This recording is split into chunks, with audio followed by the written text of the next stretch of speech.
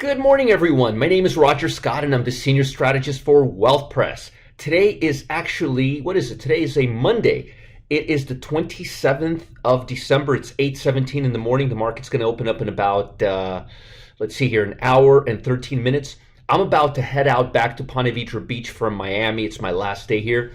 I wanted to kind of give you a little update before I head out because I always do my morning updates. I know there's a lot of people watching this, especially in the market that we're having right now. This is going to be the last trading week of the year. This is a week where liquidity is very, very low, which means there's a lot of vulnerability because when you have lack of liquidity, there's a lot of shenanigans that market makers and floor traders, and well, not floor traders anymore, but algorithm traders can try to perpetuate. So be very, very careful and don't let market action this week trick you because we're going to see more volatility. Less liquidity makes liquidity, less liquidity makes volatility higher. More liquidity dampens volatility. So the less liquidity you have in the market, the more potential movements you can have because there's nothing dampening those moves. And I keep wanting to say floor traders. I've been doing this for too long. And algorithmic traders take advantage of that. Now, with that said, we're opening up slightly higher. The S&P made all-time highs on Friday, even though the RSI couldn't, which means we're having divergence again. And when we have divergence, that's not good. That's a negative sign. That's telling us the market's a little overbought. But right now, we are actually set to open a bit higher, which is a good thing. Now, here's the interesting thing. If you look at the heat map from last week, if you look at the heat map from the last month, you will see that the market is mostly defensive. Insurance, indices, utilities, building, utilities, ETFs, large pharma, consumer staples, gas distribution. But if you look at it over the last day, especially day, look at what's been moving higher. Computers, networks, outsourcing, movie production distribution. Things are getting a little more stable in the short term. Matter of fact, when I was looking at this today, I wanted to look at the heat map. And this is the heat map of trading action on Friday. And you'll see it right now. Look at what the number one sector was, consumer discretionary. And this is telling us that retail sales are outperforming estimates. Matter of fact, retail sales numbers came out last week and they were, I think, a little over 8% better year on year. So that's causing consumer discretionary stock to rise instead of fall. And that's something I've been totally off because I thought consumer discretionary was going to go down this week, but it's still causing the market to rise. So that is a big surprise. The problem is I don't know how long that's going to last. And I do believe that consumer discretionary is a major vulnerability right now. Because look at here. If you look at the 11 major sectors organized, consumer discretionary is back on the second spot at 8.2% cumulative. But look at it over a month. This is just the last 30 days. Healthcare, consumer staples, utilities, real estate, technology. Look where consumer discretionary is. It's all the way in the last spot. So my point is over the last 30 days, consumer discretionary has been doing really bad. And it looked like it picked up the last few days. So the question is it going to go back from the worst spot to the number one spot?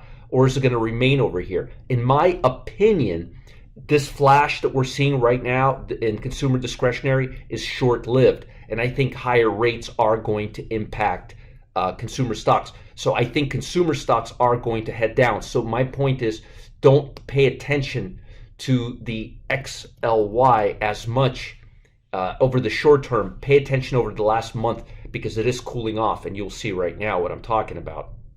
Notice it is going above the 50-day moving average. But if you compare the consumer discretionary to, say, consumer staples, for example, let me show you what you'll be seeing. So I think it's a big distortion. I think it's a distortion because retail sales numbers were so high. Again, that's my opinion, and I think we're still in a spot where consumer discretionary, unless retail sales and consumer confidence and earnings and the numbers and this COVID really dumps, I think consumer discretionary is going to be kind of choppy. In terms of market momentum, things are looking a lot better than they were a week ago. When this is all stocks over $2, as you can see here, we didn't do so well. We bottomed out, bottomed out, very, very similar to the periods we've seen in the last couple of years. This is the COVID, so it doesn't really count too much. But if you look beyond these meltdowns, even when they do happen, they don't happen very much. It looks like we have some level of stability near these levels. So I think the market is going higher as a result. In terms of what we have on the table this week, not much data beginning of the week, except Red Book is pretty important, and the manufacturing survey will give us some ideas. But the big news comes middle of the week. The petroleum report, not going to be that big of a report. This is going to be a big report, international trades in goods and services, because this will show us the impact that the O variant may be having on international supply chain issues and so forth. So far, this Omicron is not causing the havoc that it promised. It's causing a lot of people to get sick, but it's not causing a lot of deaths. Then the big report is going to be jobless claims, and again, that's going to measure how well the employment market is doing right now. In terms of the momentum levels, which I showed you, volatility levels are looking stable right now. They're looking really, really, really good. Nothing really to talk about there. We're back in the neutral zone. The percentage of stocks that could put the call ratio, I believe, is neutral right now. I may be surprised, but I don't think so. Yeah, just kind of hovering towards the overbought level, but not really there yet. Looks like we could still go up for a few days because we're not near the 70 level, which is promising. Now let's talk about news a little bit. So again, the biggest issue right now is countries grappled with the spread of the Omicron variant. Everybody's trying to figure out how deadly it is. Federal Reserve is among a handful of central banks that have already begun cutting interest rates. Speaking of interest rates, let me just show you where the bonds are this morning. And we look at the TLT, and bonds were opening. They were supposed to open up a little weaker. Now they're a little positive. But I think this downside move, let me just show you on the chart, is going to be meaningful. And I think the Fed is going to raise rates, which will cause these bonds, the long-term bonds, to go lower. We're right now short. And if we can break through this 50-day moving average, I think we can go down to the base near the 144 level. That we would be able to take profit near those levels. Let's get back into our global analysis. Markets were meandering after a mixed day of quiet trading on Friday, when many markets around the world were closed or closed early in observation of Christmas. Last week, S&P set another record, mostly because of consumer discretionary stocks. A lot of flights were canceled. Right now, there's scrambling with airlines, and I wouldn't be very bullish on airline stocks. Now, as I mentioned, what you need to pay attention to this week, let me show you the S&P 500. Pay attention to consumer staples and whether we go higher and try to take out the high. Pay attention to consumer discretionary this week and see if consumer discretionary breaks down. Right now, it doesn't look like it's breaking down. It actually looks like it's going higher. And if it goes higher, it's going to positively impact the QQQ, which is about 50% consumer discretionary. So pay attention to the QQQ. If we break out above this level, which I think we will, the 401 level, I think we can make new highs. And that means consumer discretionary will have some more upside. And there's a chance the stocks will go higher this week as well. So right now, things appear to be a little more bullish than bearish, but I got a lot of warning signs with the put-to-call ratio coming down and with the consumer discretionary stocks making highs again, which is a bit of a distortion, as you can see here. I mean, look at it on a cumulative basis, tech, consumer discretionary, and then look at it on a monthly basis. Consumer discretionary is all the way down here. Tech is breaking down. And usually I will go with the cumulative, but right now, because we're having a sector rotation, keep your eye on consumer discretionary versus consumer staples. It's like good versus evil. It's like, not good versus evil. It's like excessive spending on what we need versus what we want. And I think the world is struggling with that right now because of this interest rate environment right now. If interest rates go higher, consumer staples. If interest rates stay where they're at, then consumer discretionary. But that's what's going to impact the road that we're on right now. Now, folks, I've got to tell you something important.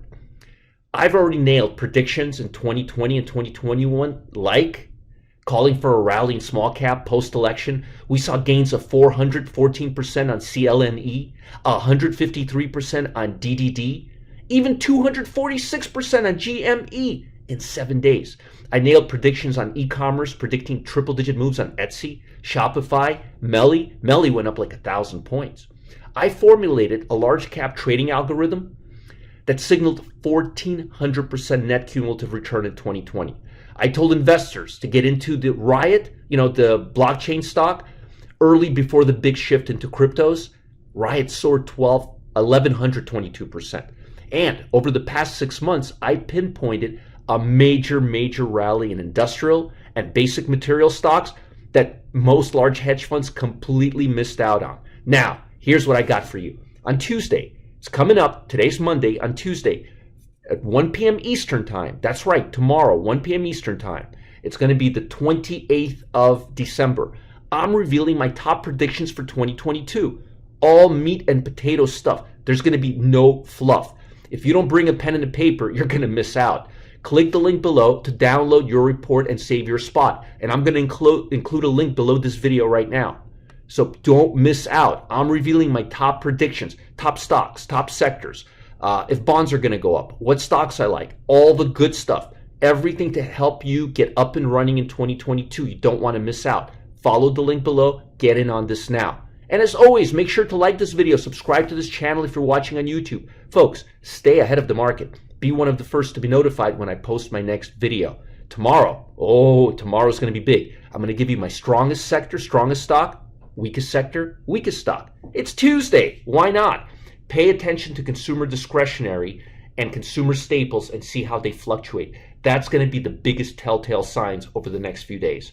Have a great day. Send me some love letters. Support@marketgeeks.com. Bye, guys. Follow the link below. I'm going to put the link to register for this broadcast, the Turning Point 2022, below this video right now. Bye.